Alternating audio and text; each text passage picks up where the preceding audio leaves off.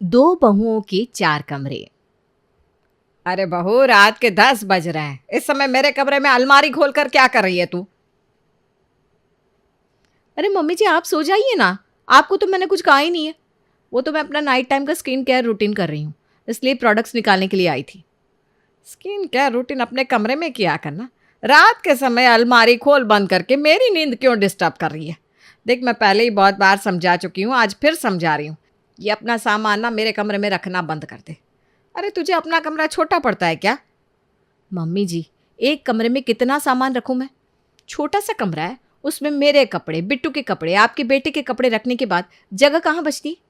अरे ये तो आपको घर बनाते समय सोचना चाहिए था ना कि कल को जब बहू आएगी तो वो अपना सामान कहाँ एडजस्ट करेगी। कम से कम एक दो कमरे फालतू ही बनवा लिए होते तो आज ये दिक्कत ना होती।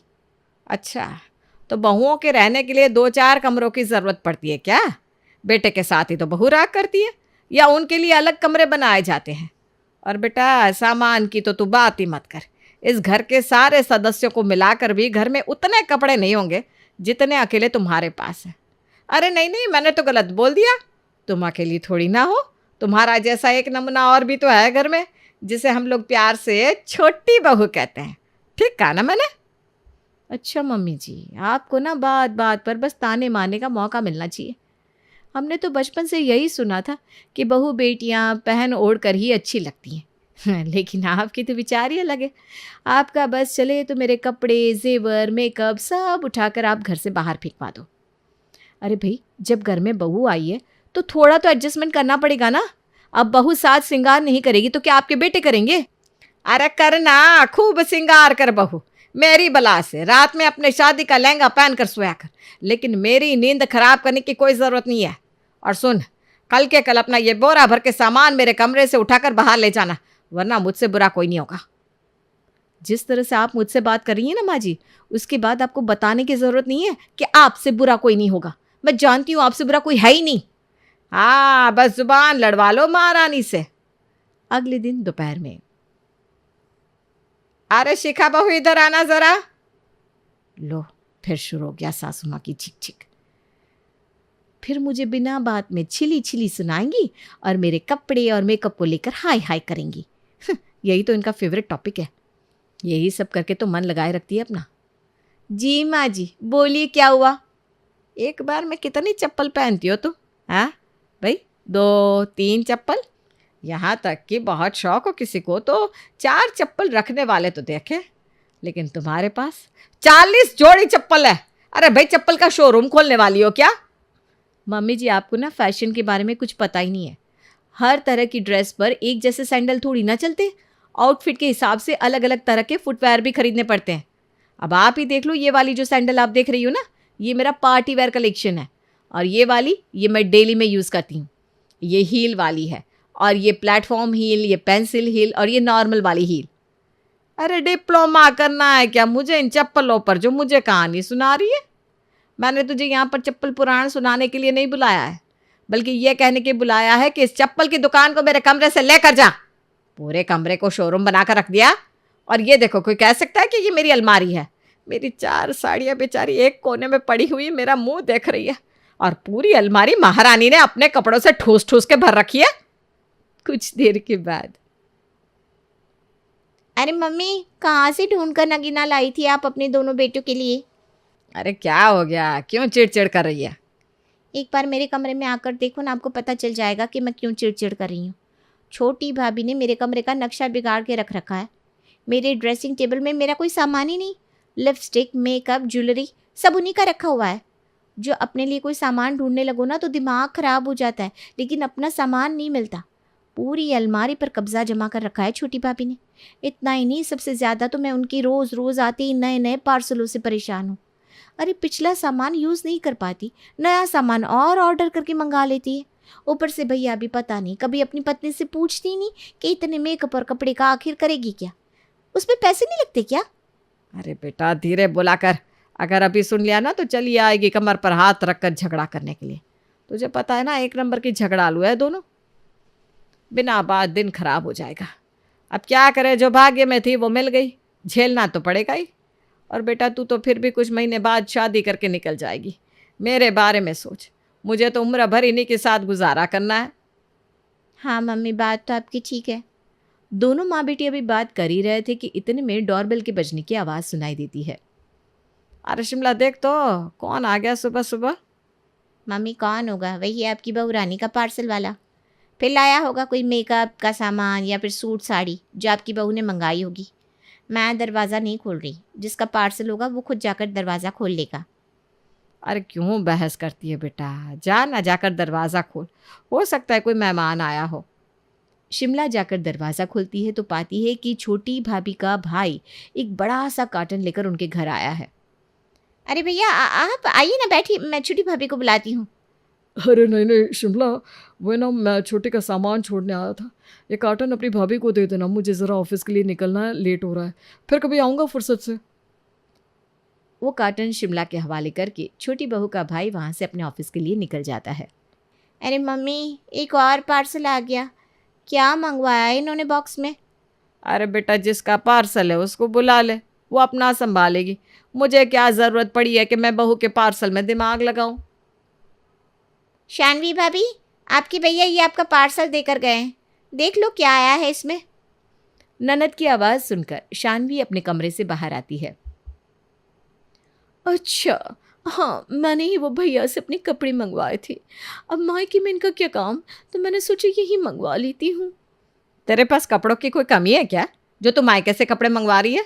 पहले ही तेरे पास कपड़े रखने की जगह नहीं है, इतने कपड़े हो रखे हैं, मेरी अलमारी तक तूने कब्जा कर रखी है, और ऊपर से ये डब्बा भर के कपड़े और मंगवा लिए तूने। अरे मम्मी जी, आप समझ नहीं रही हो, ये रोज़ पहनने वाले कपड़े नहीं हैं। ये तो मेरे वो कपड़े हैं जिनमें मेरी बचपन की यादें छिपी हुई हैं। ये देखिए, ये मेरा 10th क्लास में ख़रीदा हुआ टॉप है, और ये वाला टॉप पहनकर मैं अपना 12th का रिज़ल्ट लेने गई थी। ये वाला सूट देख रही हैं आप, ये मैंने तब पहना था जब मैंने कॉलेज में पहले दिन एडमिशन लिया था। शानवी कपड़ों का बॉक्स खोलकर एक एक करके सास और ननद को बचपन से लेकर जवानी तक के अपने सारे कपड़े खोलकर दिखाने लगती है। तो तुम्हारे घर वालों ने बचपन से लेकर आज तक तुम्हारे सारे कपड़े संभाल के रखे हुए हैं, कुछ फेंका ही नहीं? नहीं ना मम्मी जी, मुझे शुरू से अपने कपड़ों को संभाल के रखने का शौक़ था। मैंने कभी भी मम्मी को अपना कोई कपड़ा हटाने नहीं दिया। मम्मी ने तो बहुत बार कहा कि तुम्हारे कपड़े किसी को दान कर देती हैं, लेकिन मैं हमेशा अड़ जाती थी। नहीं, मैं अपने कपड़े को किसी को नहीं देने वाली। एक बात बताओ भाभी, अब आप ये पुराने कपड़ों का करोगी भी क्या? इनका कोई अचार तो पड़ता है नहीं कि मसाल डालकर अचार डालोगी और स्वाद लेकर खाओगी। अरे कूड़ा ही तो है, इस कूड़े को संभाल के रखने का क्या तुक है? देखो शिमला, खबरदार, जो तुमने मेरे कपड़ों को कुछ भी कहा। तुम्हें पता है ना, मुझे अपने कपड़े, मेकअप और ज्वेलरी से बहुत ज़्यादा लगाव है, और आज तक अपनी जान से भी ज़्यादा संभाल कर रखे हैं मैंने ये कपड़े, और आगे भी रखूँगी। तुम्हें इससे कोई समस्या नहीं होनी चाहिए। वैसे मुझे नहीं तो और किसी समस्या होगी भाभी, मैं बहुत अच्छे से जानती हूँ। ये कपड़ों का बड़ा सा डब्बा ना आप ले जाकर मेरे कमरे में पटकने वाली हो, क्योंकि आपके कमरे में तो पैर रखने की जगह नहीं बची। मम्मी जी, आप अपनी बेटी को समझाइए ना, अगर मेरे कपड़ों के बारे में कुछ भी उल्टा सीधा बोला ना, अच्छा नहीं होगा। और वैसे तो आप मुझे बहुत एकता का पाठ पढ़ाती हैं, अब अपनी बेटी को नहीं कहेंगी जो इतनी देर से मेरा कमरा का जप कर रही है। अरे तुम्हें जो करना है वो करो, मेरी जान छोड़ो तुम दोनों। मैं तो वैसे ही परेशान हूँ, इस बड़ी बहू ने मेरे कमरे की दुर्गति करके रखी है। मेरा दिमाग वैसे ही काम नहीं कर रहा, पता नहीं कहाँ से ये दो सुगड़ समझदार बहुएं मेरे नसीब में लिखी थी। अरे कितना भी समझा लो, इनकी समझ में बात आती नहीं। अगले दिन, अरे भाभी कहाँ हो भाई? आपने तो बिल्कुल बेटों की शादी के बाद दर्शन देने ही बंद कर दिए। आपको तो हमारी याद आती नहीं। मैंने सोचा मैं ही चल के आज भाभी का हाल चाल ले लूँ। अरे नहीं नहीं दीदी, ऐसी कोई बात नहीं है। आप लोगों की याद नहीं आती, ऐसा हो सकता है क्या? अब क्या बताए, घर गृहस्थी में ऐसे उलझे रहते हैं कि कहीं निकलने की सुध ही नहीं रहती। आप आइए ना, बैठिए, बताइए क्या खाएंगे, अभी बहू से बनवा देती हूँ। हाँ हाँ बिल्कुल, अब आई हूँ तो 2-4 दिन बहू से सेवा तो करवाऊँगी। इसमें कहने की तो कोई बात नहीं। पहले तो भाभी आप बड़ी ऐसी चाय और गर्मा गर्म पकौड़े खिला दो बहू के हाथ के। और हाँ, मुझसे ना झुक झुक के बार बार बैग से सामान नहीं निकाला जाता। आप ऐसा करो, मेरे कपड़े ना अपनी अलमारी में सेट करवा दो। ये लो, एक और दावेदार आ गया अलमारी का। अब क्या बताऊं दीदी को कि मेरी अलमारी में तो मुझे कपड़े रखने की जगह ही नहीं मिलती। इन्हें मैं कहाँ से जगह दिलवाऊंगी। मना करूंगी तो दीदी को लगेगा कि भाभी अपनी अलमारी में 2 कपड़े रखने के लिए भी जगह नहीं दे रही। अब इन्हें कैसे समझाऊं अपना दुखड़ा। अरे भाभी, आप तो कपड़े रखने की बात पर ऐसे सुन हो गई जैसे मैंने मकान में अपना हिस्सा मांग लिया हो। अरे अलमारी में 2-4 कपड़े रखने के लिए जगह ही तो मांग रही हूँ, इसमें इतना मुंह लटकाने जैसी क्या बात है। अरे दीदी, बात वो नहीं है जैसा आप समझ रही हैं। देखिए, जब से मेरी दोनों बहू आई है ना, हमारे पूरे घर का नक्शा बिगाड़ कर रख दिया है दोनों ने। एक एक कमरा दोनों बहू को देने के बाद भी उनका अपने कमरों में गुजारा ही नहीं है। बड़ी बहू ने मेरे कमरे पर कब्जा कर रखा है और छोटी ने शिमला के। अरे ऐसा कौन सा सामान है उनका जो एक कमरे में नहीं समा रहा? अरे दीदी, क्या बताऊं आपको, दोनों की दोनों एक नंबर की नालायक हैं। ना उन्हें घर का बजट समझ में आता है, ना किसी की बात। पूरा कमरा कपड़े, जूते और मेकअप के सामान से भर रखा है। अरे एक एक के पास 40-40 जोड़ी तो चप्पल है। कपड़े इतने के कोई गिनती नहीं है। और तो और बचपन से लेकर जवानी तक का सारे कपड़ों का कूड़ा भी अपने मायके से लाकर यहीं जमा कर रखा है दोनों ने। अरे भाभी, तो ऐसा करो ना, जब तुम्हारी दोनों बहुओं के ऐसे लक्षण है तो दोनों को एक एक कमरा दे दो और कहो इसी कमरे में अपना सारा लाली लिपस्टिक का सामान रखा करे। कम से कम एक कमरा तो खाली होगा जिसमें तुम माँ बेटी शांति से रह पाओगी। बुआ जी की बात निशा को जम गई थी, इसलिए अगले ही दिन उसने दोनों बहुओं का फालतू सामान अपने कमरे से निकालकर बेटी शिमला के कमरे में रखवा दिया और शिमला का सामान अपने कमरे में शिफ्ट कर लिया। माँ, तुमने ये अच्छा काम किया, कम से कम चैन से तो सो पाएंगे, वरना दिन भर में 25 बार भाभी सामान रखने उठाने के लिए कमरे में आती जाती हैं। बुआ जी की सलाह मानकर निशा को लगा था कि शायद उसके घर में कमरों को लेकर होती हुई खींचतान खत्म हो जाएगी। लेकिन अभी तो पिक्चर बाकी था दोस्त। 2-3 दिन के बाद, अरे शिखा भाभी, कल ही मेरा एक पार्सल आया था जिसे मैंने ड्रेसिंग टेबल के पास रख दिया था। अब मिल ही नहीं रहा। अब बताओ कि वो पार्सल कहाँ चला गया? अरे मैंने ठेका ले रखा है क्या तेरे पार्सल को संभाल कर रखने का? जहाँ तूने रखा होगा वहीं होगा। मेरा दिमाग क्यों खराब कर रही है? भाभी, आपके अलावा तो कोई इस कमरे में आता जाता नहीं। आपको नहीं पता तो और किसी पता होगा। आप इन्हें कहीं उठा कर रखा होगा ना। कहीं ऐसा तो नहीं कि अपने सामान में मिक्स कर दिया? तू सीधे सीधे मुझ पर इल्ज़ाम लगा रही है क्या? है कि तेरा सामान उठाकर मैंने अपने सामान में मिक्स कर लिया? अरे मेरे पास सामान की कमी है जो मैं तेरा सामान उठाऊंगी? तो फिर कहाँ चला गया मेरा सामान, आप ही बताओ। अभी मैं आपकी अलमारी खोलकर चेक करती हूँ। अच्छा, अब तेरी इतनी हिम्मत हो गई कि तू मेरी अलमारी खोलकर उसमें से सामान चेक करेगी? दोनों बहुओं के झगड़े की आवाज़ सुनकर सास निशा उनके पास आती है। अरे क्या हो गया तुम दोनों को, क्यों झगड़ा कर रही हो? इस घर में मुझे ऐसा लगता है कि कभी कलेश से मुक्ति मिल ही नहीं सकती। अब तुम दोनों को एक्स्ट्रा कमरा दे दिया तब भी तुम्हें चैन नहीं है। मैं बता रही हूँ माँ जी, मैं इस शानवी के साथ कोई कमरा शेयर नहीं करने वाली। सामान इधर उधर रख देती है, फिर उसके बाद ढूंढने के चक्कर में मेरा सारा सामान उलट पुलट कर देती है और ऊपर से अपना सामान गायब करने का मुझ पर इल्ज़ाम लगा रही है, वो अलग। अरे छोटी बहू, अपना सामान खुद संभाल कर रखना सीख। उसका सामान क्यों उलट पलट कर रही है? और तुम छोटी बच्ची हो क्या कि मैं तुम्हें सामान रखना सिखाऊं? मम्मी जी, आप ना एक तरफ की बात सुनकर बीच में मत बोलिए। आप अभी जानते ही नहीं अपनी बड़ी बहू को। मैं बता रही हूँ, कल ही मेरा पार्सल आया था जिसे देखने के बाद मैंने यहीं रख दिया था। अब आप ही बताइए, इस कमरे में भाभी के अलावा तो कोई आता नहीं, फिर वो पार्सल कहाँ चला जाएगा? सामान को लेकर होती बहस हर गुजरते दिन के साथ बढ़ती जा रही थी।